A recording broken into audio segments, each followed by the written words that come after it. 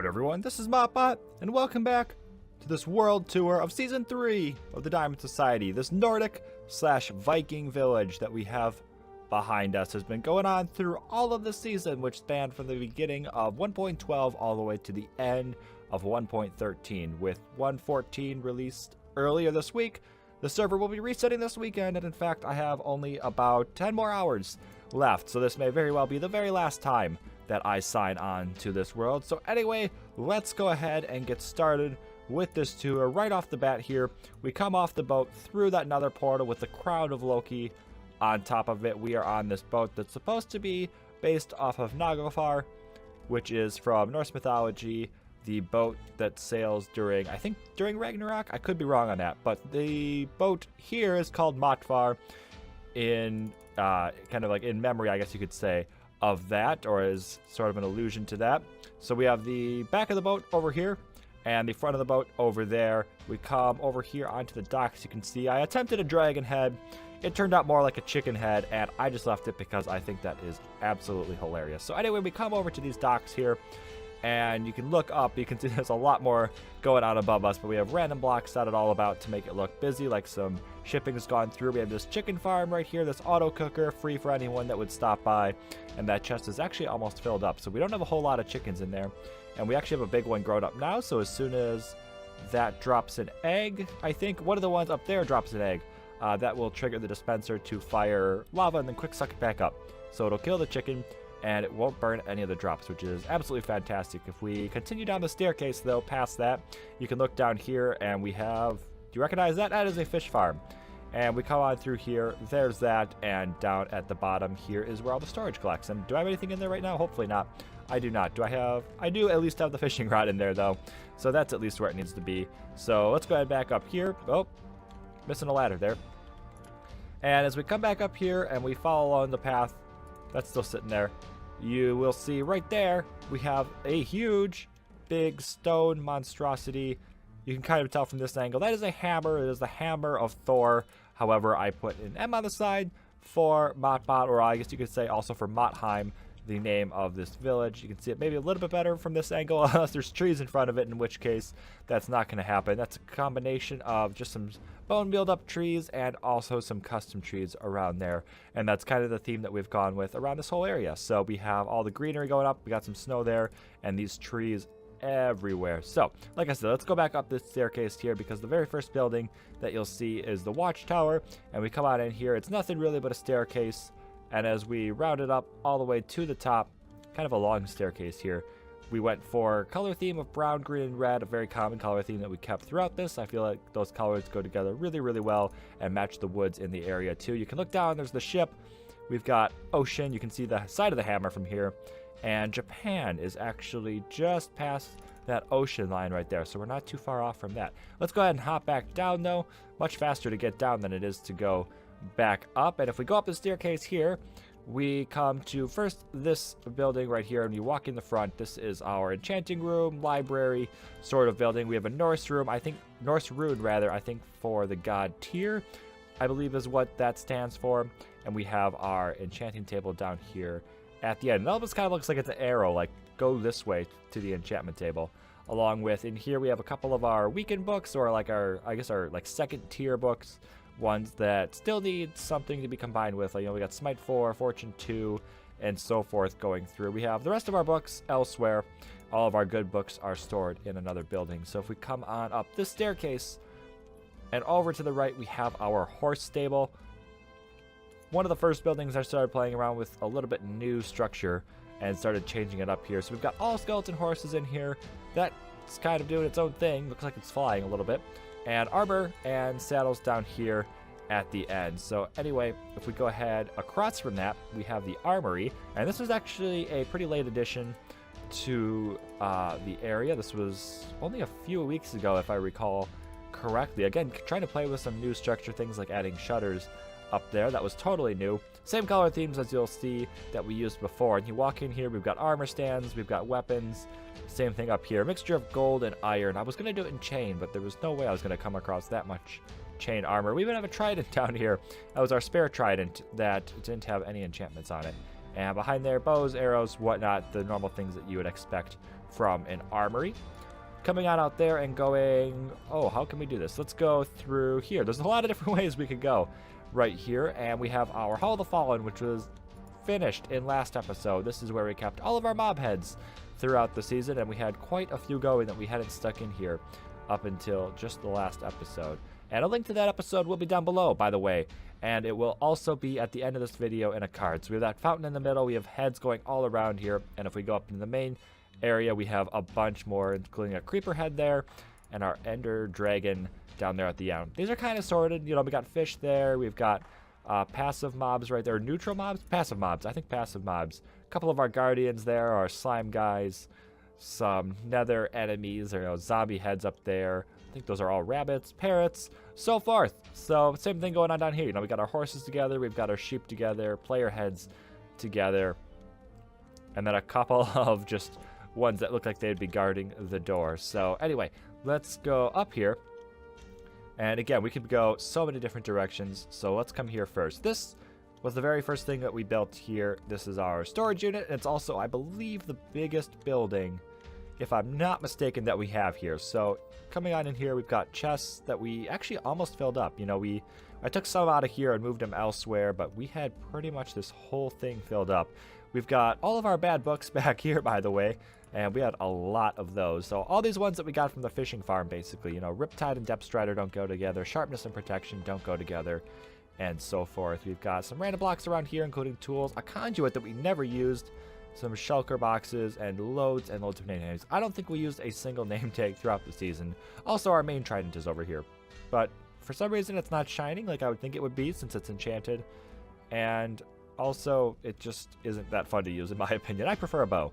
But over here we have all of our stone blocks and gravel. Does gravel count as a stone block? Maybe. Behind there we've got all of our ground blocks, plus, you know, some random ones like concrete and wool are over there as well. Behind here we've got all of our mob drops. I think for the most part it's all mob drops. Pretty much. I mean, we've got like slime blocks in here, magma blocks, some similar blocks associated, and then all of our woods back there, and just some random blocks again back here. So that ended up probably being just enough chests. I don't think I was ever like in dire need of having more chests. I mean, we had that whole section over there of bad books, so I guess we had some few chests over there that we could have used if we really needed them. You know, a couple there and a couple more at the end. As I said, I emptied out the last couple of those, so we were actually running pretty close. But for future reference, that's like the perfect amount of chests. And coming across from that, up here we have our house, sort of. I mean, it's where my bed is. It's a house on the property. And we have another Norse rune right here, and you walk through. All the way back here we have the living area. That's looking pretty nice. And then a couple furnaces and whatnot. Random blocks going about. And I guess I never made a brewing area. I was going to make a pub. I was going to make like a sort of like town area down in the valley and have a pub and a bakery and all that stuff, but never got around to it, so our potions and whatnot are just kind of shoved away in here. Time was of the essence at the end. We really had to push once I found that time limit was set at the release of 1:14. So coming around back here, we have this water wheel that drips down into this like tri-level fountain thing. There's the third level's down there. You can kind of see it from this angle. Absolutely love that natural looking feature. And we come down right behind where the armory was, and that was one of the areas earlier that we could have gone off. So there's that. That staircase goes right back up to that bridge that hangs over where we entered the Hall of the Fallen from. So coming back up this way where we were, this is sort of like a neighborhood area. All these houses here are identical. We've got this one Norse rune, again, in the middle. I forget what that one means, though. Not much going on in there. They're all the same. This one just has a staircase to get up to it. That one's flat, and that one we use half slab. So we at least built them at different levels, and yeah, these are, like I said, they're all the same. And coming along back here, we can look down. Here's one valley that we have. We had a second valley where I was going to build the town, but this ended up being our farming area. As you can see down there, we've got a bunch of different crops and a big old windmill back there. Before we head on down there, however, back here we have yet another house. This one's a tad different, but again, not a whole lot going on. It's more so just like the farming house. And before we head back down there, over here is the pumpkin and melon patch. And we have an automatic pumpkin and melon farm over here. There's pistons underneath those dirt blocks, pushes everything up, and then those glass blocks extend and push it all into the middle, filters off, and goes right down into the windmill over in that direction over there. That's all triggered when this daylight sensor activates back to daytime, I think. I have it set so it's like the middle of the day, I think, when it fires. So that can't be skipped by sleeping, which was something that was important. I didn't want it to be like a real long time before it fired, so I figured middle of the day is probably about the best time you can fire it, because that's never really skipped. So here we have that windmill that I mentioned, and as we go in here, these are the hoppers that carry everything in from that farm. Not sorted or anything, and then we've got some random blocks down there at the end. But yeah, we've got all of our farming crops that we have throughout there, as well as a spare shear, because we want to be able to turn those pumpkins into jack-o'-lanterns. And in order to do that, we need to shear them first into carved pumpkins. Down this ladder here, we have a micro farm. Probably should have had this earlier, but right before I built the farming village, or farming valley rather, I needed a whole lot of crops, and this was the best way to do it. So that block extends to block the light in there, and then it harvests the crop automatically. So you sit here, fill these with bone meal, and let it rip. So fantastic design. Very, very happy to have that. It made it a whole lot easier to get this all filled up. That'll go back up to the bridge, but as we walk through here, we have these nice paths going through here. You can walk through the farms. These all connect and whatnot. These are beetroots up here, I think. Never actually used the beetroots, and to be fair, this was pretty much entirely just for show, because we didn't really use any of the carrots or potatoes either. This might be the first season I have not worked with villagers, and it's kind of been a breeze, to be honest. I'm very glad to not have worked with those. In here, we have two entrances to this one, and here is where we keep all of our books. Mending being the crown jewel right in the middle that we don't actually have any of, and then all of these other ones around the area sorted alphabetically, and we have all of them. Of course, this won't hold up in the future if they add more enchantments, which I imagine they will. So, you know, if you download this world and you actually play in this world, which was something that I learned people might actually be doing, that's something to keep in mind. So anyway, we have a lot of books in there. I'm not going to go through and open every chest, but up this way, up this path, that was supposed to go back, and back beyond that little crevice right there is where the village was going to be. Anyway, in here, like I said, you know, time is an issue. We have our auto smelter, inputs, coal. That all does its magic underneath the floor here, and then pops back up, and our finished product comes out at the end. So another Norse rune in the middle. Again, I don't know what that one means. I knew at the time. I knew what all these meant when I built them, and just over time have slowly forgotten what each one stands for. So with this little river coming down here as we go up this hill, and we have the dining hall right here. Not much going on in here.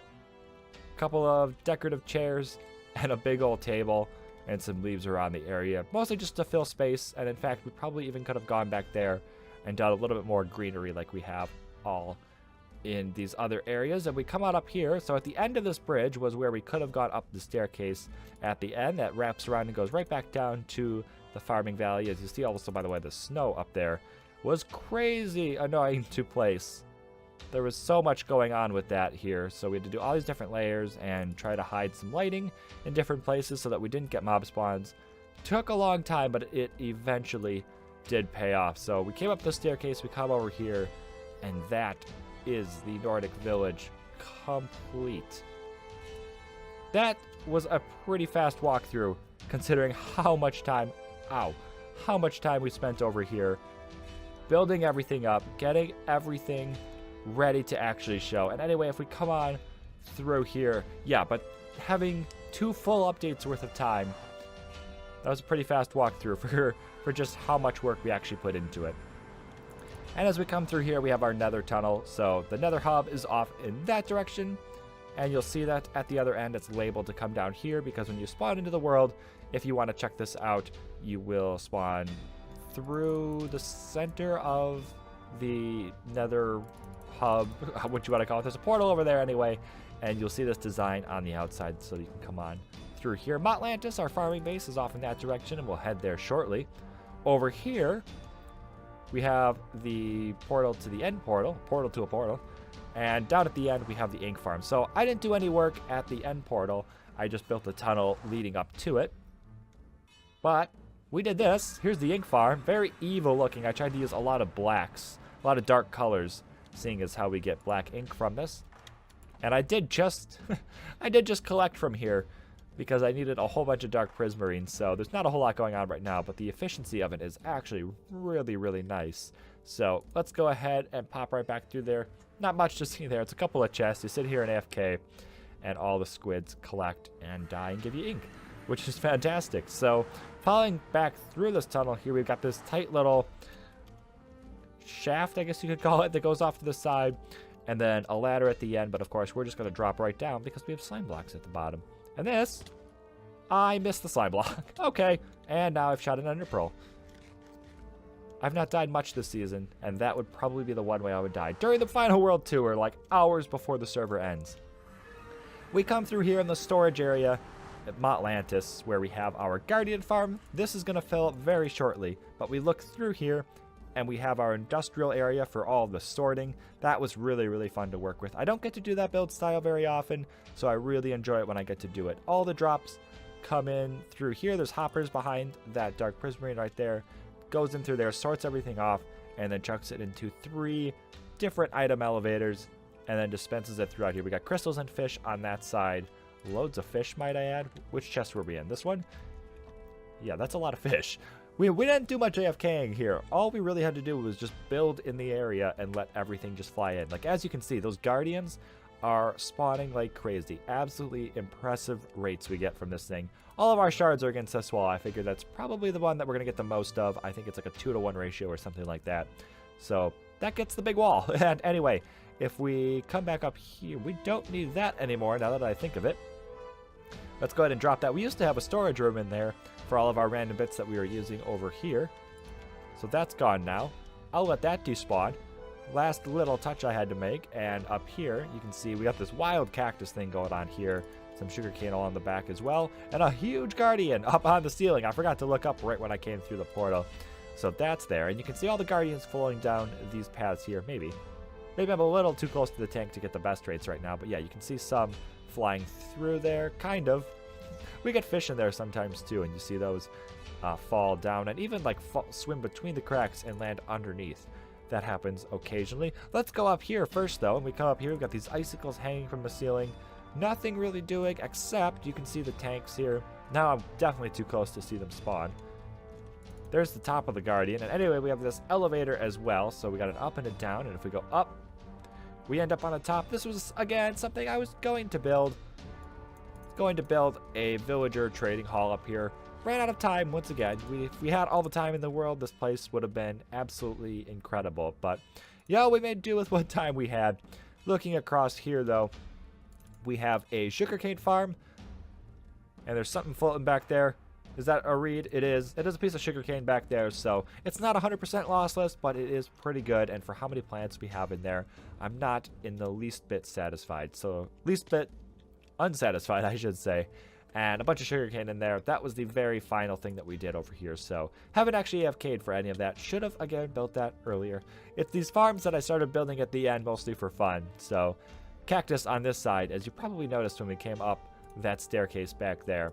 So we have a couple of gaps in the center. It's a 2-wide gap there. Same thing going on over there because we built this on the even. I don't like building on the even, and cactus farms in particular really shouldn't be built on the even. I mean, I could have scooted that over and just built 2 more rows, but then this one would be at this level, and then we'd have the back one, recessed one on the right, and I figured for symmetry, this was the best. You probably saw the cactus fly in there. It happens every now and again. The other one's on a timer, the sugarcane farm, that is. This one auto-harvests, because cactus just grow up and knock off when they see that fence next to them. So, wow, I haven't checked this in quite a while. Okay, again, we built this literally like a day before we built the other one, and this one has filled up a lot. So that's probably the main difference between a farm that harvests itself and one that has to wait for a timer. I think that cactus also just destroyed itself. I see some breaking in there. You can see some particles flying off. But anyway, let's fly up into the sky because that's where this thing looks the best. If we can even get up. There we go. We've got beacons everywhere. I really would have liked to have something up here, but like I said, we just didn't have time. So anyway, that is everything we've done this season.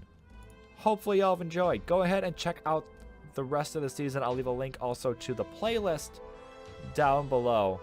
In fact, that's probably where you'll find the latest episode as well, and at the end of this video as well. So like I said, hopefully y'all have enjoyed. Go ahead and subscribe for more, and I'll see y'all in the next season.